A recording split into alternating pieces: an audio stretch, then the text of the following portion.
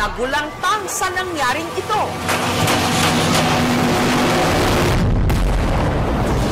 Nagsimula ang lahat sa gitgitan. Bagamat makikita sa video na maluwag naman noon ang kalsada.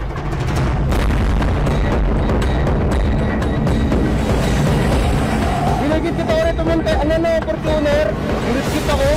Hanggang nagtatapat na ang dalawang motor at ang SUV sa tabi ng isang kapihan kung saan sila lahat nagbabaan ng sasakyan at nagkomprontasyon. Hanggang nangyari na ang hindi inasahan. Sa video makikita na pinagtulungan ng dalawang nakamotor na mag-ama pala ang driver ng SUV.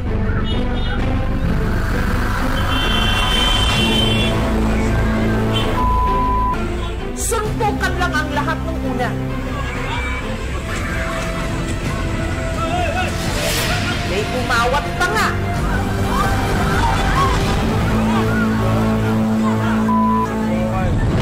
Hanggang bigla na lang bumunot ng baril ang driver ng SUV.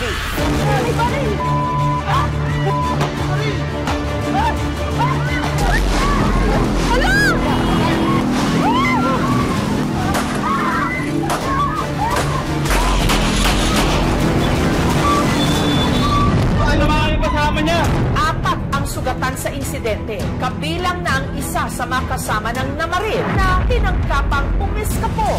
Ayun, malalaman mo. Natamaan niya yung kasamahan niya. Lumapit ka. Kuya, bunin niyo, kuya! Pero nahuli rin ng mga pulis matapos ang 20 minutong hot pursuit operations.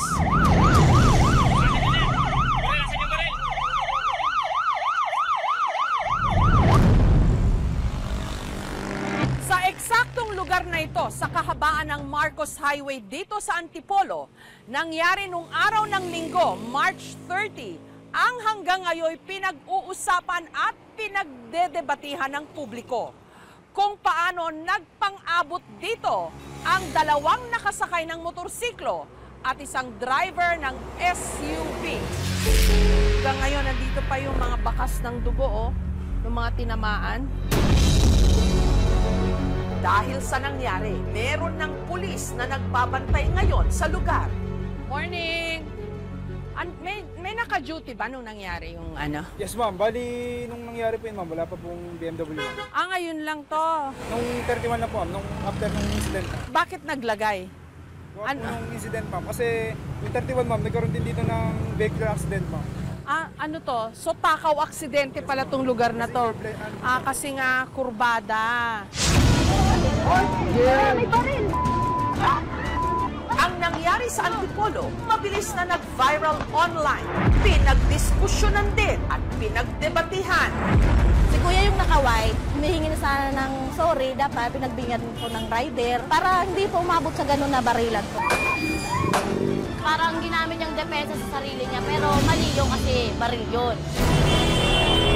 May mga naawa sa SUV driver dahil kinuyog daw ito o pinagtulungan. Gayunman, self-defense ba ang ginawa niyang pamamaril?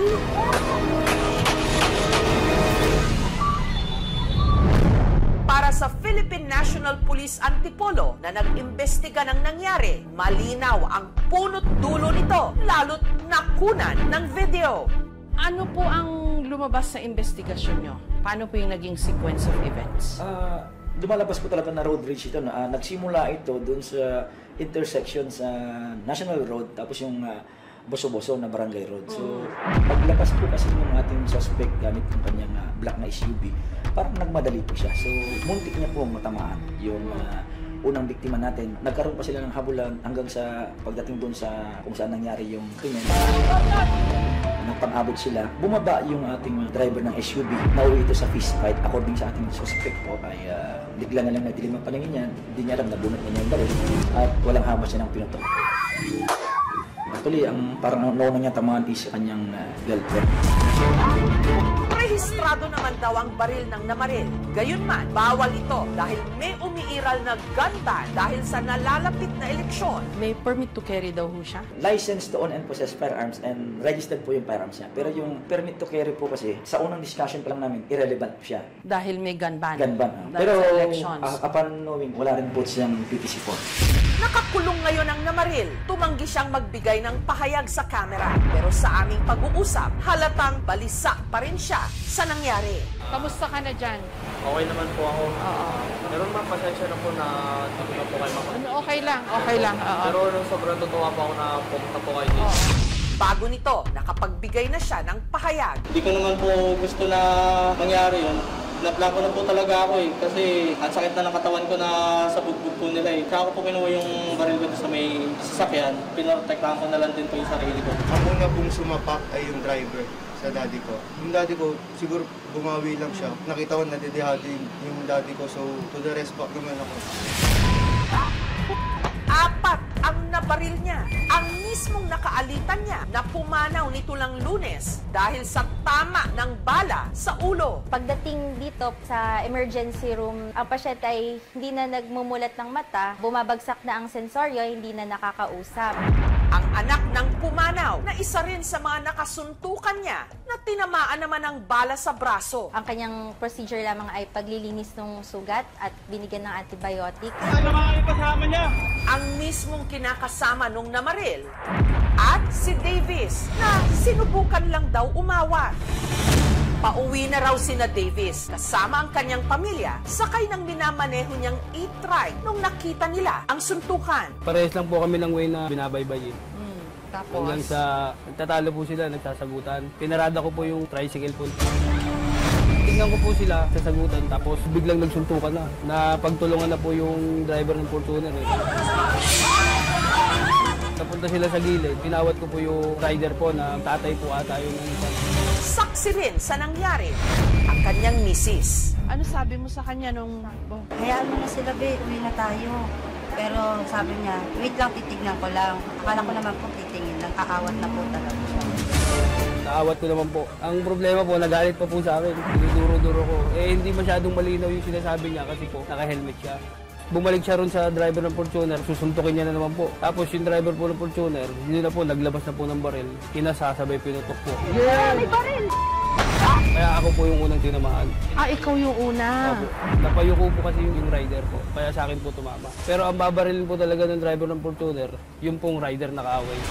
Naka-confine pa rin siya hanggang ngayon sa ospital. Tinamaan siya ng bala sa dibdib. May pagsisisi ka ba sa sarili mo? Ako po, sinisisi ko po talaga sarili ko. Opo. Sobrang ano ko po talaga, hindi po ako nakinig sa kanya. Okay lang siguro na ako na talaga yung natamaan, kaysa naman siya. Kung mayroon pong ganyang nagkakagulo, huwag na lang po tayo makialam. Mahirap yata yun kasi likas sa atin yung maging Oo nga po matulungin. Tsaka bayanihan, di ba? Bagay po, hindi ko po kasi talaga akalain na may baril po yun eh. Pero kung alam ko pong may baril yun, hindi po ako lalapit yun. Baril!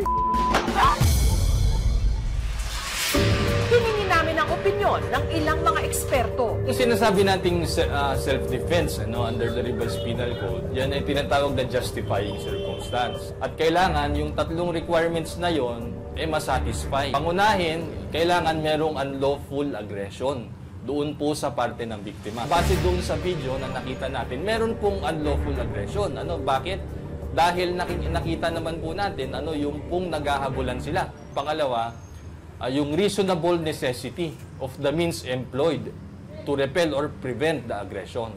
Ibig sabihin, yun bang paglabas mo ng baril, laban doon sa kamao ng kalaban mo, sa isang alitan. Hindi po yan match, yung baril ninyo doon sa kamao ng kalaban ninyo. So, ibig sabihin, wala pong necessity, na gumamit kayo ng baril. Pwede po sana, na nagpaputok sana siya muna. Nag-warning shot muna. Pero hindi. Sa halip na mag-warning shot, sunod-sunod na putok. At yung pangatlong requirement, yung sufficient provocation on the person defending himself. Ibig sabihin, hindi po dapat pinoprovoke. Makikita natin na siya mismo yung sumugod para manuntok. Ibig sabihin, may provocation din sa kanyang parte laban doon sa mga rider. Ibig sabihin, hindi po nasatisfy yung pangatlong requirement. So bakit hindi pwedeng gamitin yung self-defense? Dahil po hindi po na-satisfy lahat ng requirements under the law. Pagdating doon sa suntukan naman, pwede nga mag-file yung complainant din natin ng physical injury kasi nga may mga tama po siya sa katawan din. Basag po yung kanyang pisngi at may mga pasa-pasa siya sa iba't ibang parte ng katawan din. Depende po ang ikakaso natin doon sa extent nung kanyang natamong physical injuries. Kung yan po lalampas ng 30 days, pwede pong makonsidera yan na serious physical injury. Road rage ang sinasabing sanhi ng mga aksidente o away sa kalsada na bunsod ng puot o init ng ulo. Madalas dahil sa tindi ng traffic o kondisyon ng ating mga kalsada at kahit pa ang asal ng mga motorista. Naranasan yan ni Lolo Julian taong 2022 sa Las Piñas. Nahuli kam ang pananakit sa kanya matapos daw siyang git-gitin habang nakamotor. Lado ko sa kiliran, nagbusina ako para makadaan ako. Pagdating ko na sa katabi nila, kinit-kit ako sa kalsada, muntik ko nabangga sa poste. Bumaba ako. Kiusap ko sa kanila, tinanong ko sila kung anong kasalanan ko, bakit kinit-kit mo ako sa kalsada. Ang sabi ng tatay niya, gago na ako pagkatao. Sabi ko, sinagot ko siya nga, natanda na ako karon pa ko nagago. Kasi nagdaan ka na kalsada, busina kay busina At nung tinangka niyang tignan ang plaka ng sasakyang nanggit-git sa kanya. Doon sa likod, nagdala ng fistful bat. Pinalo ako din sa likod. Doon sa kadalawang palo niya, dito sa ulo. Mabuti na hindi ko ninanggal yung helmet. Natigil lang ang pananakit sa matanda nung nagsimula ng magkumpulan ang mga tao sa paligid. Tapos, lumaya sila. Pinabol ko pala sa motor. Ang sakit sa dibdib yung nangyayari sa akin. Nahimatay ako pag nakita ko yung video. Tagal ako na hauan. Sakit, ma'am. Arestado ang mag-amang nanakit sa kanya. Sinampahan ni Lolo Julian ang mga ito ng kaso. Tapos na nakaso na kami. Hindi sila sumipot sa kaso sa 3 kaso. Pagkahuli niya, nag-hearing kami. Ayaw, pasensya. Pero kalaunan, sila'y nagkaarigluhan. Hindi na namin tinuloy kasi nagkasundo na kami. Ay binigyan siyang danyos nga kahit paano, blessing daw to. Siyempre, kailangan namin pera, kahit paano, di tinanggap namin, ma'am. Parang lang parang tapos na. Parang ako, kung ayaw mo kung gusto ng gulo, kay tanda na ako. Sabi ko, Diyos na lang bahala sa kanya.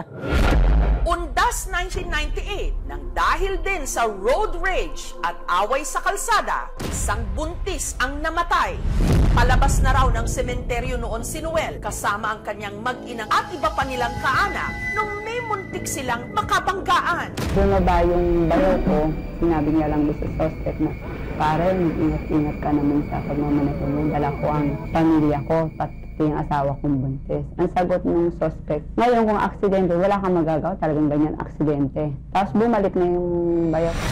Bumaba naman yung anak ng suspect. In-approach yung bayaw ko na sabi niya, bakit pare, ano ba ang problema mo sa airpot ko? Ang sagot lang ng bayaw ko, yung pagmamaneho ng airpot mo, hindi niya iniisip kung may mababangga o wala. Pasarado na ni Noel yung parang pinaka-salamin sa driver's seat. Nagpaputok na yung father niya sa likod.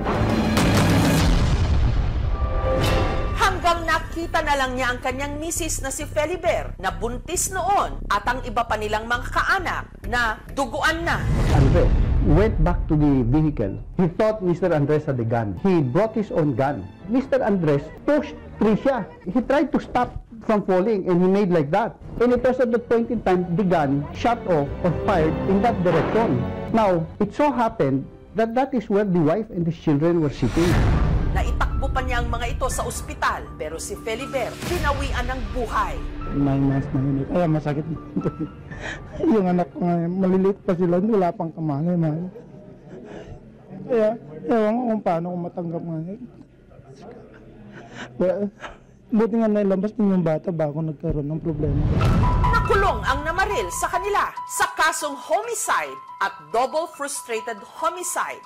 Sinintensyahan siya ng death penalty. Napunta ito sa Korte Suprema. Nung re-review ito, sinabi nila na wala yung tinatawag nating attending circumstance of treachery. Treachery means employing means kung saan ay hindi makakapalag yung biktima. Pero sinabi dito ng Korte Suprema na wala namang treachery, pero meron pa rin intent to kill. So dahil dito, naging homicide na lang yung pagka-convict. Kung saan yung death penalty ay naging 8 years minimum to 14 years maximum na pagkakakulong.